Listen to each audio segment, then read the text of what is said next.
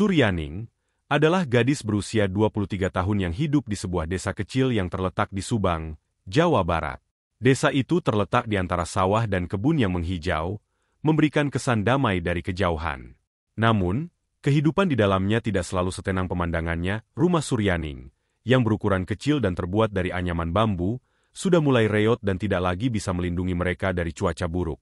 Di musim hujan, air merembes dari atap dan membasahi lantai tanah rumah, membuat udara di dalamnya selalu lembab dan dingin.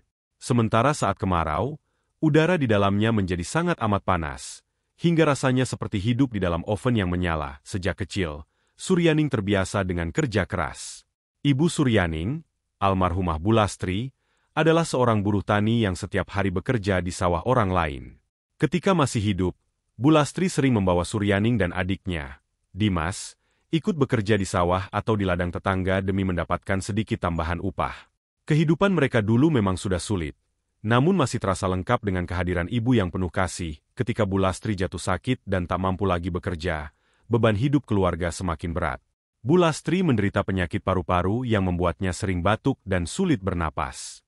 Meski demikian, ia tetap berusaha bekerja hingga akhirnya tak lagi sanggup berdiri.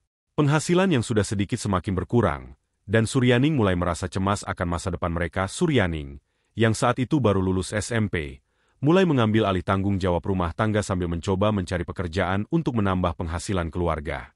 Namun, pekerjaan yang tersedia di desanya sangat terbatas, terutama bagi seorang gadis muda seperti dirinya. Ayah Suryaning, Pak Samsul, bekerja sebagai buruh serabutan di kota yang jaraknya cukup jauh dari desa mereka. Ia hanya pulang sebulan sekali, dan bahkan ketika pulang, ia seringkali tidak membawa banyak uang. Pak Samsul adalah pria yang baik hati, namun hidup yang keras membuatnya menjadi pria pendiam dan cenderung menyimpan semua masalah dalam hatinya. Ketika istrinya jatuh sakit, Pak Samsul semakin sering meninggalkan rumah dengan alasan mencari pekerjaan yang lebih baik di kota. Namun, dalam hati Suryaning, ia tahu bahwa ayahnya merasa kalah dengan kenyataan hidup yang tak kunjung membaik. Setelah ibunya meninggal, Suryaning menyadari bahwa ia harus mengambil alih peran sebagai tulang punggung keluarga. Tak ada lagi yang bisa diandalkan selain dirinya sendiri. Dimas, adiknya yang baru berusia 9 tahun, masih terlalu muda untuk menanggung beban ini. Dimas adalah anak yang ceria dan pintar, terutama dalam olahraga. Di sekolahnya, ia dikenal sebagai siswa berprestasi dalam olahraga sepak bola. Namun, mimpi-mimpi Dimas harus ditunda karena keterbatasan ekonomi yang mendera mereka. Suryaning berusaha mencari pekerjaan di desa, namun tak satu pun tawaran pekerjaan yang layak diterima oleh seorang gadis muda. Ia mencoba bekerja sebagai pembantu rumah tangga, namun upah yang ditawarkan sangat kecil dan tidak cukup untuk memenuhi kebutuhan sehari-hari. Ia bahkan pernah mencoba berjualan kecil-kecilan, namun modal yang dimiliki sangat terbatas, sehingga usahanya tak bertahan lama. Setiap hari Suryaning terjaga di malam hari, merenungkan nasibnya. Kadang ia teringat masa kecilnya yang, meskipun sulit, masih dipenuhi dengan tawa dan canda. Sekarang, rumah yang dulu penuh dengan kehangatan itu terasa dingin dan sunyi. Ketika hujan turun, Suryaning dan Dimas terpaksa menampung air dengan ember-ember di sudut-sudut rumah mereka yang bocor. Mereka tidur di atas tikar tipis yang seringkali basah karena air yang merembes dari atap. Pada suatu malam, Suryaning duduk di sudut kamar, menatap wajah adiknya yang sedang tertidur. Wajah Dimas yang polos mengingatkannya pada ibunya. Suryaning tidak ingin Dimas kehilangan harapan seperti yang terjadi pada ayah mereka. "Aku harus kuat," gumamnya pelan. "Aku harus melakukan sesuatu." Keesokan paginya, saat fajar belum menyingsing, gadis itu keluar dari rumah dengan tekad yang bulat. Ia tidak lagi berpikir untuk mencari pekerjaan sebagai seorang gadis, melainkan sebagai seorang pria. Ia memutuskan untuk menyamar sebagai laki-laki demi mendapatkan pekerjaan sebagai kuli bangunan. Dalam benaknya, itu adalah satu-satunya cara agar ia bisa mendapatkan pekerjaan yang membayar lebih layak. Suryaning memotong pendek rambutnya di depan cermin kecil yang retak, lalu ia mengenakan baju-baju lama milik ayahnya. Baju-baju itu kebesaran untuk tubuhnya yang kecil. Namun ia merasa lebih yakin dengan penampilannya yang baru. Ia memandang bayangannya di cermin, mencoba meyakinkan diri bahwa ia bisa melakukan ini. Setelah menarik napas dalam-dalam, Suryaning pergi menuju lokasi proyek yang berada beberapa kilometer dari desanya. Saat tiba di lokasi proyek, ia merasakan keraguan sempat melintas di benaknya. Namun ia mengusir pikiran itu jauh-jauh. Dengan langkah mantap, Ia mendekati mandor yang sedang mengawasi para pekerja. "Pak, saya mau kerja," kata Suryaning dengan suara yang ia buat lebih berat, berusaha menyembunyikan identitas aslinya. Mandor itu mengamati Suryaning dari atas hingga bawah dengan tatapan curiga. "Namamu siapa?" tanya mandor itu dengan suara berat. "Surya, Pak," jawab Suryaning cepat. Mandor itu mengangguk. Meski ragu, namun akhirnya memberikan Suryaning kesempatan untuk bekerja. "Baik, Surya, kau bisa mulai kerja dari sekarang. Tapi ingat, ini pekerjaan berat. Kalau kau tak sanggup, jangan mengeluh dan segera pergi dari proyek saya." Suryaning mengangguk. Ia tahu pekerjaan ini tidak akan mudah, tetapi ia juga tahu bahwa ia tidak punya pilihan lain. Pekerjaan sebagai kuli bangunan sangat berat. Setiap hari, Suryaning harus mengangkat karung-karung semen yang beratnya hampir seberat tubuhnya sendiri, memindahkan batu bata, dan membantu mengecor beton di bawah terik matahari. Tubuhnya seringkali terasa remuk, otot-ototnya sakit, dan tangannya yang lembut kini penuh dengan lecet dan luka. Namun, Suryaning tidak pernah mengeluh. Ia terus bekerja tanpa henti, meski keringat membasahi seluruh tubuhnya dan rasa sakit menggerogoti setiap inci ototnya. Ia menutupi rasa sakit itu dengan senyuman yang dipaksakan, takut kalau identitasnya akan terbongkar. Ketika rasa lelah mendera, Suryaning selalu mengingatkan dirinya bahwa ia melakukan semua ini demi Dimas. "Aku harus kuat. Aku harus bertahan," bisiknya pada diri sendiri. Di akhir hari, ketika para pekerja lain sudah pulang, Suryaning seringkali duduk sendirian di tepi proyek, merasakan betapa sepi dan beratnya hidup ini. Ia teringat masa-masa di sekolah dulu, ketika ia masih bisa bermimpi tentang masa depan yang lebih cerah. Namun kini, semua mimpi itu terasa jauh dari genggamannya. Ia hanya bisa berharap bahwa suatu hari nanti, semua pengorbanannya akan membuahkan hasil. Setiap malam, Suryaning pulang ke rumah dengan tubuh yang lelah dan penuh luka. Ia tahu Dimas melihat perjuangannya, meskipun Dimas jarang berbicara tentang hal itu. Suryaning selalu berusaha menyembunyikan rasa sakit dan kelelahan di depan adiknya. Ia ingin Dimas merasa bahwa segalanya akan baik-baik saja. Meskipun kenyataannya hidup mereka sangatlah sulit, di sisi lain, Dimas merasa sangat bersalah melihat kakaknya harus bekerja keras demi dirinya. Namun, sebagai anak kecil, ia merasa tak berdaya untuk membantu lebih banyak. Ia seringkali bangun di tengah malam, melihat kakaknya duduk di sudut kamar, menangis tanpa suara. Dimas tahu bahwa Suryaning menyimpan banyak beban di dalam hatinya. Namun ia juga tahu bahwa kakaknya tidak akan menyerah begitu saja. Setiap hari yang berlalu, Suryaning merasa semakin kuat dan semakin yakin bahwa ia bisa melewati semua ini. Meskipun tubuhnya terasa hancur, ia tidak pernah kehilangan harapan. Suryaning percaya bahwa selama ia masih hidup, ia harus terus berjuang. Dan selama ia memiliki Dimas, ia akan selalu memiliki alasan untuk bangkit setiap pagi dan menghadapi dunia dengan penuh keberanian. Hari itu, seperti biasa, Suryaning bekerja di lokasi proyek yang penuh debu dan panas. Seiring berjalannya waktu, Suryaning sudah terbiasa dengan cemoohan dan pandangan sinis dari rekan-rekannya sesama kuli bangunan. Mereka sering meledeknya karena tubuhnya yang kecil dan tampak lemah dibandingkan dengan pria-pria lainnya. Namun, Suryaning tetap bertahan, menahan sakit hati dan kelelahan, demi satu tujuan, memastikan adiknya, Dimas, tidak kelaparan dan dapat melanjutkan sekolah. Suatu siang, ketika Suryaning sedang memindahkan tumpukan batu bata, seorang pria yang tampaknya seorang wartawan, memperhatikan cara kerjanya dengan seksama. Ada sesuatu yang berbeda pada Suryaning yang membuat pria itu tertarik. Ia melihat bagaimana Suryaning bekerja tanpa henti, meskipun peluh mengucur deras di wajahnya. Ia juga memperhatikan bahwa meskipun Suryaning berpakaian seperti pria, ada sesuatu yang berbeda dari gerak-geriknya. Wartawan itu mulai curiga dan memutuskan untuk mendekati Suryaning. Dengan nada ramah, ia mulai mengajaknya berbicara, menanyakan tentang pekerjaannya dan latar belakangnya. Awalnya, Suryaning menjawab dengan singkat dan hati-hati, takut penyamarannya terbongkar. Namun, semakin lama, wartawan itu semakin mendesak, bertanya mengapa Suryaning tampak begitu berbeda dari pekerja lainnya. Akhirnya, setelah beberapa kali didesak, Suryaning mengakui identitas aslinya. "Saya sebenarnya seorang perempuan, Pak," ujarnya dengan suara pelan, hampir seperti bisikan. "Saya terpaksa menyamar sebagai pria agar bisa bekerja dan menghidupi adik saya." Mendengar pengakuan itu, sang wartawan terdiam sejenak, merasa kagum dengan keberanian dan keteguhan hati Suryaning. Wartawan tersebut kemudian meminta izin untuk bertanya lebih dalam dan menulis kisah Suryaning. Setelah mempertimbangkan dengan matang, Suryaning setuju, saya hanya ingin adik saya bisa melanjutkan sekolahnya. Pak, kalau dengan cara ini saya bisa mendapatkan bantuan, saya tidak akan menolak. Katanya dengan mata yang penuh harap, tak butuh waktu lama. Cerita tentang Suryaning menyebar dengan cepat di media sosial dan menjadi viral. Banyak orang yang terharu mendengar kisahnya. Mereka merasa simpati pada Suryaning, yang harus menyamar sebagai pria demi bisa bekerja dan menghidupi adiknya.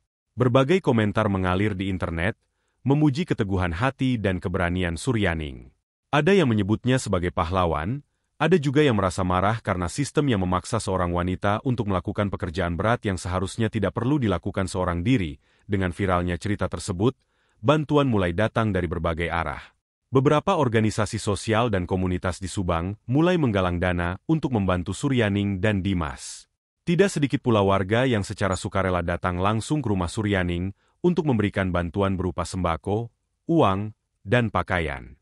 Namun, yang paling mengharukan adalah ketika Kapolres setempat memutuskan untuk mengunjungi Suryaning secara langsung. Sang ketua, Hari, datang dengan rombongan polisi lainnya, membawa hadiah yang tidak pernah Suryaning bayangkan sebelumnya.